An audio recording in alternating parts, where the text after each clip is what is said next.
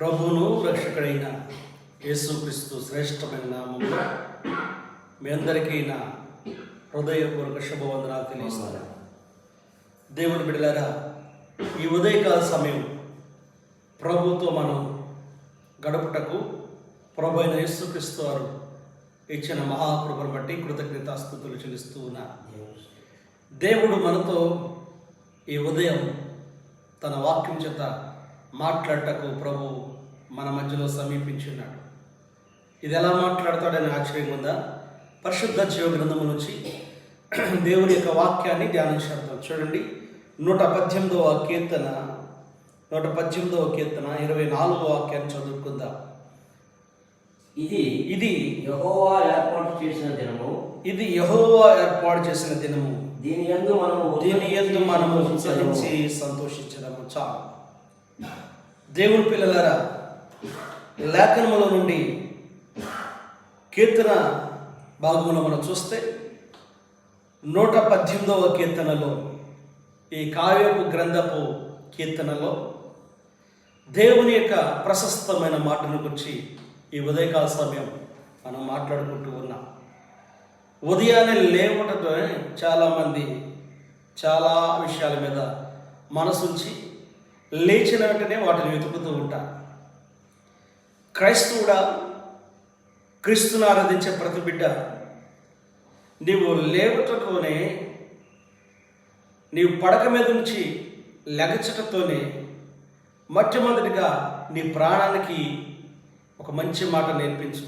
ఆ మాట ఏంటంటే, నా ప్రాణమా యెహోవాను సన్నతించుము, నా అంతరంగం ఉన్న సమస్తమా ఆయన పరిశుద్ధామను సన్నతించుము, ఆయన చేసిన ఉపకారంలో దేనిని మరవద్దని ప్రాణముకు జీవము కలిగిన దేవుని గురించి పరిచయం చేయి. స్తోత్రం కలుగునుగాక. ఈరోజు దేవుని వాక్యము ఇలా మనతో మాట్లాడుతుంది. ఈ 24వ కీర్తనలో చూస్తే, ఇది యెహోవా ఏర్పాటు చేసిన దినము. ఈరోజు దేవుని పిల్లలారా, ప్రభు మనకిచ్చిన దినం. ఈరోజు ప్రభు మనల్ని సజీవులు ఉంచాడంటే ఈ దినం కూడా ఆయన మనకి ఇచ్చిన రోజు. ఈ దినం కూడా ఈ 2024వ సంవత్సరం, ఈ 2024వ సంవత్సరం జూలై నెల 15వ తారీఖున ఆయన కృప మన మీద హెచ్చుగా ఉంది. స్తోత్రంగా.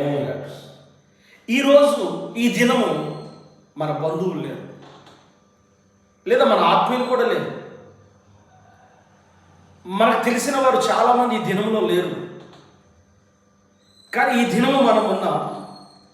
ఈ దినము యందు మనం ఉండబట్టుకు కారణం ఏంటంటే, దేవుడు ఈ దినాన్ని మన కొరకు దాచి ఉంచాడు. ఈ దినములో జీవించుటకు ఆయన కృప మనకు తోడైంది. స్తోత్రం కలుగునుగాక. హల్లెలూయా. చాలా మంది అనుకుంటారు, నా బలము నా శక్తి అనుకుంటూ ఉంటారు.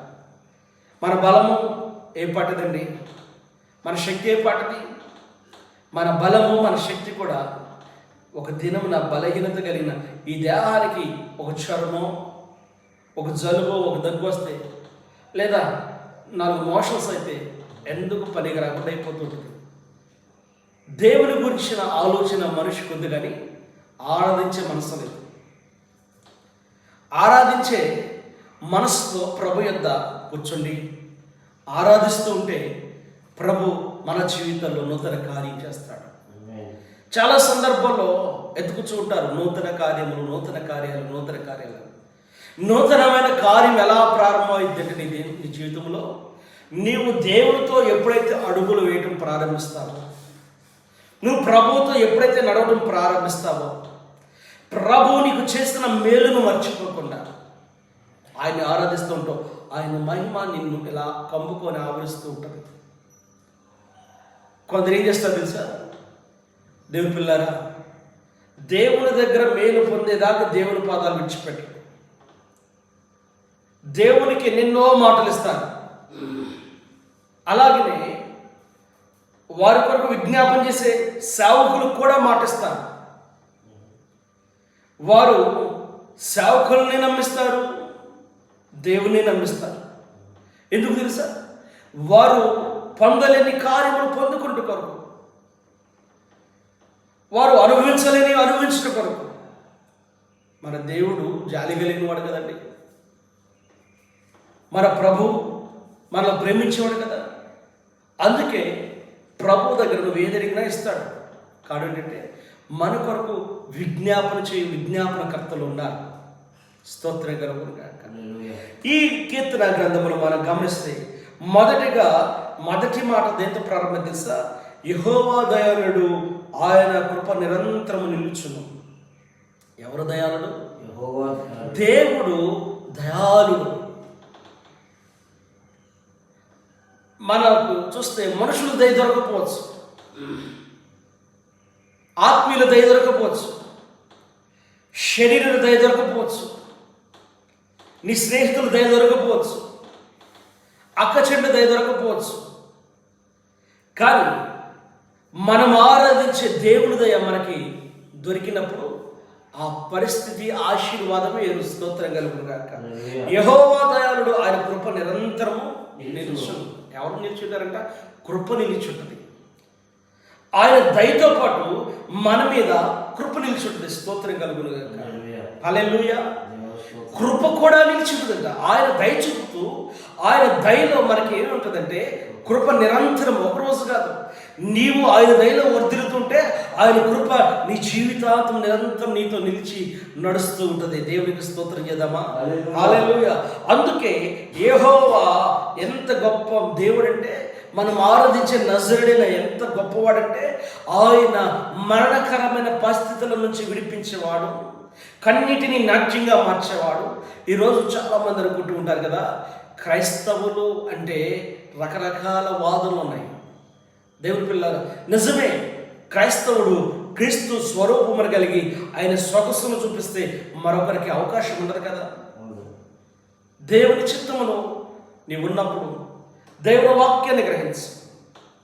దేవుని వాక్యపు వెలుగులో నువ్వు నడుస్తున్నప్పుడు ఆ వెలుగు అనేకులకు సాక్ష్యంగా మారాలి. స్తోత్రం కలుగును గాక. మనం చదివిన వాక్యం, ఇది యెహోవా ఏర్పాటు చేసిన దినము. ఈరోజు ఇది ప్రభువు నాకు ఇచ్చాడని ప్రభు పాదాల దగ్గర నువ్వు కూర్చుండి మొరపెట్టి ప్రార్థన చేసి బయలుదేరు. క్షేమం కలిగింది. ఈ దినము దేవుడు నాకు దయచేసాడు, ఈ దినమున ఈ పని నేను చేయబోతున్నానని మొదటిగా దేవుని పాదాల దగ్గర నువ్వు కన్నీరు కార్చి స్తుతించి ఆయనతో ప్రయాణం చేయి. విజయం అంది. స్తోత్రం కలుగును గాక. అపజయం లేదు. దేవుని మాట ప్రకారము దైవముగా దేవుని ఉద్దేశాన్ని ఎరిగిన నీవు దేవుని మాట ముందు పెట్టుకున్నాడు. ఈ దినం ఎవరి దినము? దేవుడిచ్చిన దినము. ఇది దేవుడు నా కొరకు ఏర్పాటు చేసిన రోజు. ఇది దేవుడు మనకిచ్చిన ప్రతిష్ఠిత రోజు అని ప్రారంభించు. ఆయన నీ పరిస్థితిని మార్చే రోజు. స్తోత్రం కలుగును గాక. లేవటంతో ఈ రోజు కూడా రోజు వలె ఉంది నా బ్రతుకునుకున్నావా? కృంగిపోతావు. ఏమో జరిగిద్దో జరగదో అని నీవు ఈ దినాన్ని నీదేగా భావిస్తే ఓటమి పోలే. ఈరోజు ప్రభు నన్ను నిలబెట్టాడు. ఈరోజు ప్రభు నాకు ఈ దినాన్ని ఇచ్చాడు. ఈరోజు నేను ప్రభుతో ఉన్నటకు ఆయన కృప చూపించాడు. ఆమేన్. మహిమ కలుగును గాక. ఇది దేవుని దినమని, దేవుడు నా కొరకు ఏర్పాటు చేసిన రోజని ఆయనతో నువ్వు నడిస్తే ఆశీర్వాదం మందే. ఆమేన్ చెప్పండి. ఆమేన్. ఆమేన్. దేవునికి మహిమ కలుగును గాక. దీని యందు మనము ఉత్సహించి సంతోషించదు. ఒకరోజు దేవుని లేఖనములో ఒక కుటుంబం దుఃఖపడుతూ ఏం చేస్తుందంటే, కోల్పోయిన తన యొక్క కుమారుని బట్టి దుఃఖపడుతూ ఉంది తల్లి. ఆ ప్రేమ చనిపోకండి. ఆ ప్రేమ చనిపోక ఆ కుమారుడు పాడెనకాలే వస్తుంది ఆ తల్లి.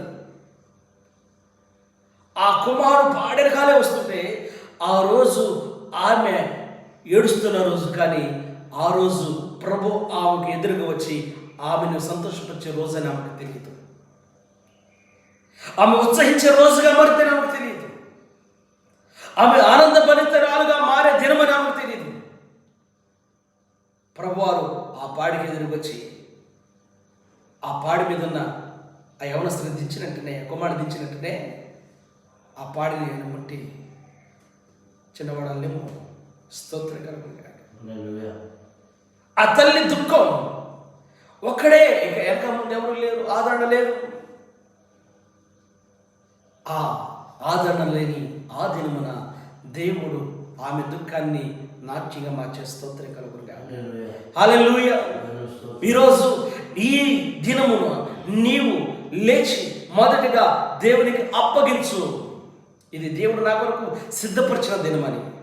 ఈ దినమున నువ్వు అపజయాలు చూడకుండా యేసుక్రీస్తు నామమును బట్టి జయకేతనం ఎగరేసి దేవుడు నాకు జయమీయబోతున్నాడని ఆయనతో నువ్వు నడు. మనం నడిచినప్పుడు ఆయన ఇచ్చే ఆశీర్వాదం ఏంటంటే ఉత్సాహం. ఎవరితో నడిస్తే? ఇది దేవుని దినమని దేవునితో నడిస్తే నీకు కలిగేది ఏంటంటే ఆయన దయ. ఆయన దయతో కృప కలిగింది. స్తోత్రం కలిగింది గాక. యెహోవా దయాళుడు, ఆయన కృప నిరంతరము నిలుచును. ఆయన కృప ఇక మనతో నిలిచిపోతే ఎంత ఆనందం, ఎంత ఆశీర్వాదం. కృప నిలవకే చాలామంది దుఃఖపడుతున్నారు. కృపలో నిలవకే చాలామంది వ్యాధులు చెందుతున్నారు. నీవు కృపలో నిలవాలంటే నువ్వు మొదటి చేయాల్సిన పని తెలుసా? ఇది యెహోవా ఏర్పాటు చేసిన రోజు. ఈ రోజు నాకు ప్రభు ఇచ్చాడు. ప్రభువుకు మహిమ కలుగును గాక. హల్లెలూయా. ప్రభువు నా కుటుంబాన్ని దీవించును గాక అని ప్రార్థన చేయి. ప్రభువు నా పరిస్థితిని మార్చుగాక అని ప్రార్థన చేయి. ఈ రోజు ప్రభువు నా కొరకు సిద్ధపరిచిన రోజని ప్రతిష్ఠించుకుని ప్రార్థన చేయి. ఈ రోజు ప్రభు నా కొరకు ఏర్పాటు చేసిన రోజని ప్రార్థన చేసి బయలుదేరు. నీ దుఃఖములు యేసు నామములో లయమవుతాయి. నీ దుఃఖములు యేసు నామములో సమస్తమును ఆశీర్వాదంగా మారుతాయి. దేవుని కొరకు మనము హృదయాన్ని సిద్ధపరచుకుని, దేహాన్ని సిద్ధపరచుకుని దేవుని గణపరుస్తుంటే ఆయన చేసే కృప ఏంటి తెలుసా? దీని యందు మనం ఉత్సహించి సంతోషించడము. దుఃఖం ఇక మనకు రాదు. దేవుణ్ణి అవసరత కొరకు వాడుకోవద్దు. దేవుని కొరకు నువ్వు నిలబడు. దేవుని కొరకు ఉపయోగపడే పాత్రగా ఉండు. ఉద్యోగం లేనప్పుడు ఒకలాగా, ఉద్యోగం వచ్చినప్పుడు ఒకలాగా, ఇల్లు లేనప్పుడు ఒకలాగా, ఇల్లు కట్టిన తర్వాత ఒకలాగా, పిల్లలు లేనప్పుడు ఒకలాగా, పిల్లలు పుట్టిన తర్వాత ఒకలాగా. ఇలా ఉండొద్దు. ఇది కాదు క్రైస్తవ జీవితం. దేవుని దగ్గర నువ్వు ఎలా ఉండాలి తెలుసా? నిన్ను నువ్వు రక్షించుకున్నావు అని అనుకుంటున్నావా? కాదు, దేవుడే నిన్ను రక్షించాడు. స్తోత్రం కలుగుగాక. ఆయన దయ నీ మీద ఉంది కాబట్టి ఆ దయలో నువ్వు రక్షించబడ్డావు.